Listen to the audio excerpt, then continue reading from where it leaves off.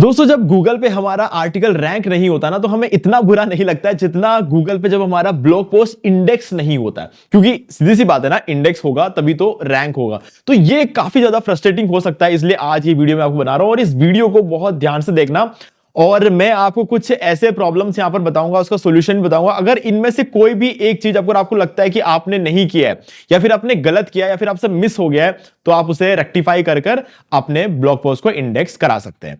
ठीक है, तो इस वीडियो को स्टार्ट करें। आप जल्दी से करें चैनल को सब्सक्राइब और बेल आइकन को प्रेस, क्योंकि इससे हमारे आगे आने वाली वीडियोस की नोटिफिकेशन आपको आगे मिलते रहेंगे। दोस्तों चलिए शुरू करते हैं। आज ये वीडियो मैं इसलिए बना रहा हूं क्योंकि मुझे एक्चुअल में लगा कि इस वीडियो को बनाने की बहुत ज्यादा जरूरत है, क्योंकि काफी सारे लोग मुझे ये बोल रहे हैं कि इंडेक्सिंग प्रॉब्लम आ रही है। ठीक है, ब्लॉग में जब हम ब्लॉग बनाते हैं तो उसकी इंडेक्सिंग प्रॉब्लम आ रही है, गूगल पे उनका ब्लॉग पोस्ट नजर नहीं आ रहा है। गाइस देखो, ये जो साइट आप देख रहे हो ना, मेरी वेबसाइट है, मतलब एक डेमो वेबसाइट है। देखा जाए तो मैं इसको अपनी कोई वेबसाइट के काउंटिंग में गिनूंगा नहीं। ये बस मैं वीडियोस बनाने के लिए यूज करता हूं। ठीक है, तो आप लोगों ने देखा होगा, अगर आप मेरे वीडियोस को रेगुलरली देखते हो तो ये सारे ब्लॉग पोस्ट मैंने आपके सामने किए, वीडियो के अंदर आपको कुछ एक ट्यूटोरियल के अंदर किया हुआ है।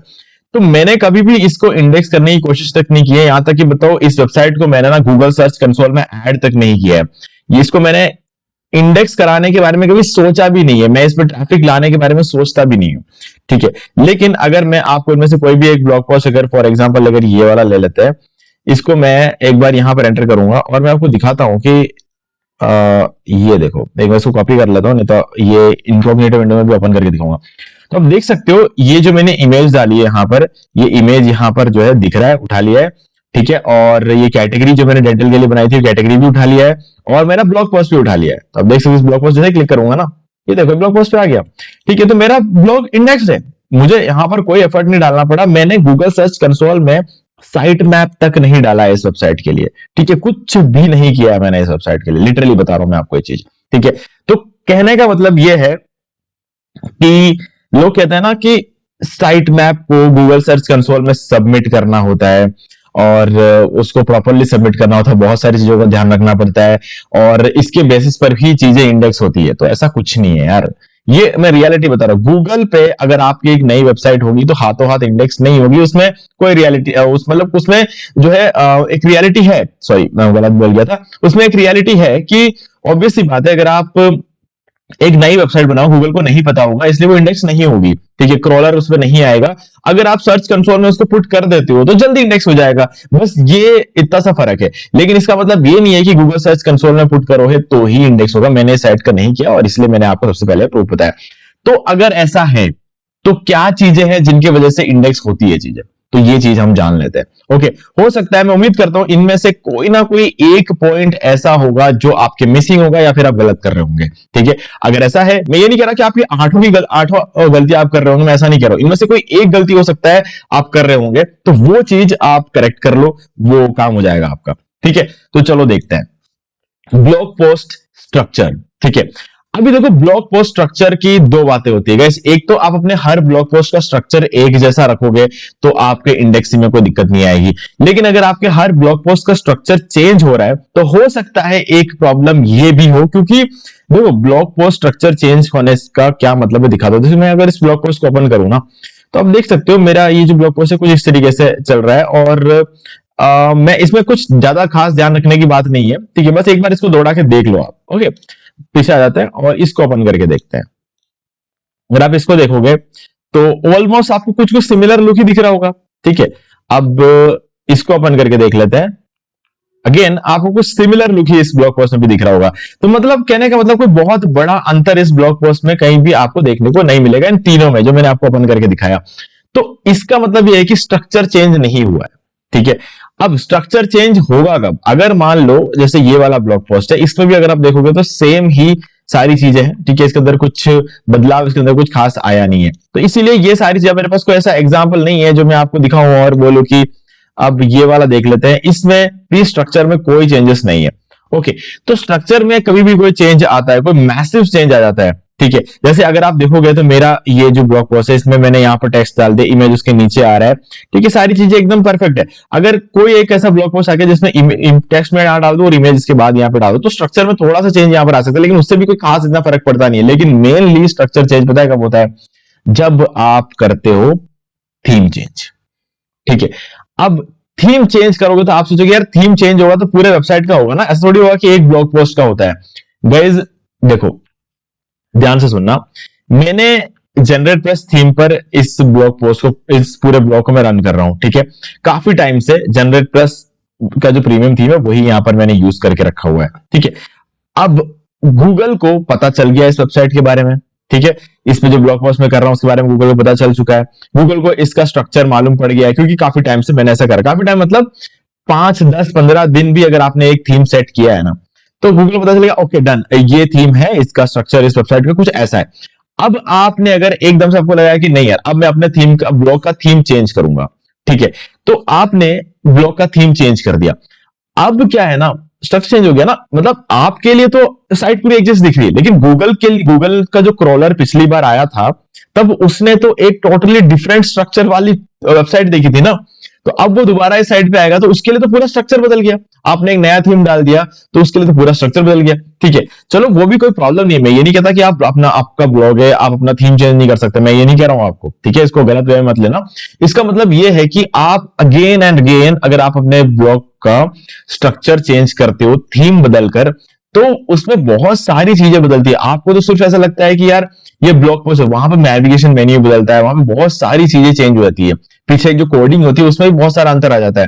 तो इतना फ्रीक्वेंटली आपको अपने थीम को चेंज नहीं करना, इससे आपका ब्लॉग पोस्ट का स्ट्रक्चर चेंज होता है। थीम चेंज करने के लिए मनाही नहीं है, ब्लॉग पोस्ट का स्ट्रक्चर भी तो चेंज करता है ना आपका थीम, उसमें प्रॉब्लम है। बार बार आपकी साइट पे आता है, हर बार उसको एक अलग स्ट्रक्चर मिलता है, वो कंफ्यूज हो जाएगा कि आपकी कौन से पेज को इंडेक्स करना है नहीं करना है, वो सारे पेज को अनइंडेक्स करेगा, फिर वापस इंडेक्स करने की कोशिश करेगा, और इसके बीच में आप चेक करोगे तो आपको लगेगा कि आपका कोई ब्लॉग पोस्ट इंडेक्स ही नहीं है। तो वो इसलिए होता है क्योंकि आप अपना थीम चेंज कर रहे हो, तो ये गलती आपको नहीं करनी है, ठीक है। नेक्स्ट है फ्रेश कंटेंट और एसईओ फ्रेंडली यूआरएल। देखो यार सीधी सी बात है, कंटेंट फ्रेश होना चाहिए, ये तो मैं मतलब इंडेक्सिंग के लिए नहीं बोल रहा हूं, बट हाँ फ्रेश कंटेंट होना चाहिए, है ना, क्योंकि गूगल को फ्रेश कंटेंट ही चाहिए। रिपीटेटिव कंटेंट जो है ना, जो इधर उधर पड़ा वो अगेन एंड अगेन आके क्या मिलेगा यार गूगल को, सीधी सी बात है। तो गूगल भी इस चीज को नहीं चाहता है, तो आपको हमेशा फ्रेश कंटेंट रखना है और एसईओ फ्रेंडली यूआरएल होना चाहिए। हाँ ये इंपॉर्टेंट है। अब एसईओ फ्रेंडली यूआरएल का क्या मतलब होता है, जैसे कि अगर मैं इस ब्लॉग पोस्ट को ओपन करूं तो आप देख सकते हो यहां पर जो आपका कीवर्ड है, जैसे for example this is a keyword, ठीक है, ये एक टेक्स्ट इन टेक्स्ट फॉर्मेट में एक कीवर्ड है, उसको यहां पर आप देख सकते हो यूआरएल में यहां पर डिस्प्ले हो रहा है, ठीक है। अब इसमें कोई भी ऐसी चीज नहीं है, जैसे फॉर एग्जांपल अगर मैं ये वाला उठा के आपको दिखा दूं, तो अगर आप देखोगे इसका यूआरएल क्या है, मिटोलिन arielmoney.com/मिटोलिन, एक छोटा सा इसका कीवर्ड है, ठीक है। मैं ये नहीं कहता कीवर्ड लंबा मतलब करना पड़ेगा आपको, मैं ये नहीं बोल रहा हूं आपको, लेकिन आपका ये जो यूआरएल है ना, इस यूआरएल के अंदर डेट नहीं आना चाहिए, ठीक है, कि आपने ये कब पोस्ट किया वो डेट नहीं आना चाहिए। कुछ भी आड़ा टेढ़ी चीज जो है ना यहाँ पर नहीं दिखा, मतलब फॉर एग्जांपल आप अगर देखोगे ना, इसमें कोई एक सिंपल सा बेलराइस इंडस्ट्रियल हाईवे, ये जो चीज है ना, ये चीज आपको यहाँ पे नजर में आ रही है, ठीक है। और इसका देख लो top 10 skills to learn for your future, URL से ही समझ में आ रहा है कि इसके अंदर क्या लिखा हुआ है, इस ब्लॉग पोस्ट के अंदर क्या लिखा हुआ है, ये इसकी यूआरएल देख के ही आपको समझ में आ रहा है, ठीक है। अब इसके अंदर मान लो डेट आ जाता, ठीक है, वर्डप्रेस में एक ऐसा सेक्शन होता है जहां पर क्या होता है, अगर आपने उसे चेंज नहीं किया तो ब्लॉग पोस्ट आप कौन से डेट को करते हैं, 9 जून 2025, ये यूआरएल में आ जाता है। तो इससे पता थोड़ी चलता है कि ब्लॉग पोस्ट किसके बारे में, तो उसे एसईओ फ्रेंडली यूआरएल नहीं बोला जाता है, ठीक है।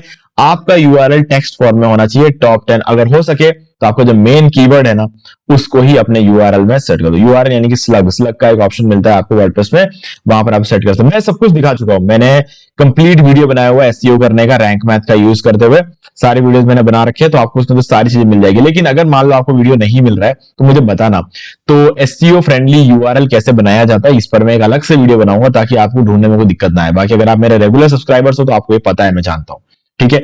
चलो अभी ये हो गया। तीसरा है schedule post at same time. देखो ये मैं ये नहीं कह रहा कि कंपलसरी है, बट गाइज ये ना एक ऐसी चीज है, अगर आप ये करोगे ना तो आपके सारे ब्लॉग पोस्ट इंडेक्स होंगे, ठीक है। Schedule post at same time. अब सेम टाइम का मतलब क्या होता है, अगर आप अपने पोस्ट को मैन्युअली पोस्ट करते हो, मतलब जब आप आर्टिकल लिख लोगे, जैसे फॉर एग्जाम्पल मैंने आर्टिकल लिखा और मैं इसको पोस्ट कर दूंगा, तो कभी भी वो सेम टाइम नहीं होगा। अब सेम टाइम से मतलब ये है कि अगर मैं हर मंडे को दिन में 2 बजे एक ब्लॉग पोस्ट करता हूं, ठीक है, हर मंडे को दिन में 2 बजे। अगर मैं कंटिन्यूअसली हर मंडे को दिन में 2 बजे 5-6 महीने तक करता रहूंगा ना, तो गूगल को पता चल जाएगा कि ये ना मतलब इतना एक्यूरेट बंदा है। हर हफ्ते मंडे को 2 बजे इसके वेबसाइट पर एक ब्लॉग पोस्ट आता है, इसे उसी टाइम इंडेक्स करना है। उसको पता चल जाएगा कि ये बंदा अपने आर्टिकल्स को उसी टाइम पे पब्लिश करता है, तो इसको, ऐसे लोगों को वो ना ज्यादा इंपॉर्टेंस देता है ना। जैसे कि अगर आपको पता होगा ना, जैसे अगर आप में से कई सारे लोगों ने बचपन में कभी कोई सीरियल देखा होगा या फिर कोई कार्टून वगैरह देखा होगा, तो आपको पता है कि ओके, ड्रैगन बॉल जी नाम का कोई कार्टून है जो कि शाम को, रात को 9:30 बजे आता है टीवी पर। आप फिक्स उस टाइम पे आके बैठते हो, क्यों बैठते हो उसको देखने के लिए? क्योंकि आपको पता है वो 9:30 बजे शुरू होता है, तो 9:30 बजे आना है आपको, ना तो 5 मिनट पहले आना, नहीं 5 मिनट बाद आना, तो आपको पता होता है। तो गूगल के क्रॉलर को भी पता होगा कि ओके, ये बंदा रोज 5 बजे ब्लॉग पोस्ट डालता है, ओके इसको आके उस टाइम क्रॉल करेंगे। ये बंदा हर मंडे को 2 बजे ब्लॉग पोस्ट डालता है, ओके इसको हर मंडे 2 बजे आके इसको करना। तो आप जो भी है एक टाइम फिक्स कर लो और उसे शेड्यूल करो। मैं आपको कभी भी ये नहीं बोलूंगा मैनुअली पोस्ट करो, क्योंकि मैनुअली आप कभी भी एक फिक्स टाइम पर पोस्ट कर ही नहीं सकते। हो सकता है आप 2 बजे पोस्ट करने वाले हो और उसी टाइम आपको एक फोन आ गया, आपको डिलीवरी देने के लिए कोई बंदा आ गया, आपको कुरियर वाला बंदा आ गया, आप नीचे चले जाओगे ना, उसे डिलीवरी लेते आते आते 2 बजे की जगह 2:05 हो जाएंगे। तो 2 बजे हो कर पाओगे क्या? नहीं कर पाओगे, सीधी सी बात है। तो इसीलिए आपको शेड्यूल करके छोड़ देना चाहिए। बाकी अब भले आप सिस्टम के सामने बैठे हो ना हो, पब्लिश हो जाएगा पोस्ट आपको फिक्स टाइम पे। तो अगर ऐसा करोगे तो आपको जल्दी रिजल्ट्स भी देखने को मिलेंगे। सिर्फ इंडेक्स ही नहीं होगा, आपको रैंक भी होगा, जल्दी क्रॉलर आएगा, जल्दी क्रॉल करेगा, जल्दी इंडेक्स करेगा, जल्दी रैंक करेगा और ट्रस्ट बढ़ेगा आपके ब्लॉग। आज के डेट में आपको पता होगा ट्रस्ट सबसे इंपॉर्टेंट चीज है। EEAT, ये जो फॉर्मूला है ना, आपने कहीं सुना होगा, EEAT में ट्रस्ट एक बहुत बड़ी चीज है आज के डेट में। ओके, चलो, अगर EEAT के बारे में आपको नहीं पता है तो हमारे चैनल में चेक कर लेना, EEAT पर मैं एक कंप्लीट वीडियो बनाया हुआ है। डोमेन एज, ठीक है, ये एक बहुत बड़ा फैक्टर है गाइस। डोमेन एज एक बहुत बड़ा फैक्टर है। अगर मैं आपको बोलूं कि कम से कम आपका अगर ब्लॉग 2 महीने, ठीक है, 2 महीने पुराना नहीं है, तो आपके सामने ये प्रॉब्लम्स आ सकती है। मैं ये नहीं कह रहा हूं कि पक्का आएगी, ठीक है, लेकिन आ सकती है, ठीक है। डोमेन एज एक बहुत बड़ा इश्यू हो सकता है ना। ये ऐसा नहीं है कि अगर आपका डोमेन, आज आपने डोमेन बाय किया और आपने आज अपना ब्लॉग पोस्ट बनाया, आज एक ब्लॉग पोस्ट आप पब्लिश भी कर दोगे तो आपका ब्लॉग इंडेक्स नहीं होगा। हो सकता है इंडेक्स ना हो, ठीक है। हाँ, ये बात पक्का है कि 48 घंटे के अंदर अंदर तो इंडेक्स नहीं होने वाला। पहला ब्लॉग पोस्ट किसी का इंडेक्स नहीं होता। मैं कोई जादूगर नहीं हूं कि मेरा पहले दिन में इंडेक्स हो जाए, मैं भी नहीं कर सकता, है ना। जो बात सच है वो सच है, मैं भी नहीं कर सकता ये चीज, तो ठीक है, वो गूगल के हाथ में।